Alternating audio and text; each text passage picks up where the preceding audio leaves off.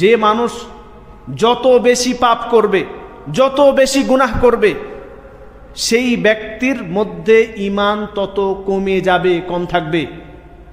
যত বেশি আপনি পাপ করবেন আপনার তত ঈমান কমে যাবে, আর যত আপনার ঈমান কমবে তত আপনি ভালো কাজের প্রতি যে আগ্রহ ছিল সেটা নষ্ট হয়ে যাবে, আপনার থাকবে না।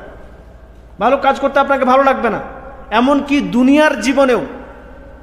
দুনিয়ার জীবনেও মানুষ যদি ভালো কাজের সাথে যুক্ত থাকে, যে কোনো ভালো কাজ, সেটা দুনিয়াবি ভালো কাজ হোক বা আখিরাতের জন্য আপনি করছেন, সেটা ভালো কাজের সাথে, পজিটিভ কাজের সাথে যদি আপনি যুক্ত থাকেন, দেখবেন আপনার যে কোনো কাজ করার প্রতি ভালো এনার্জি থাকে।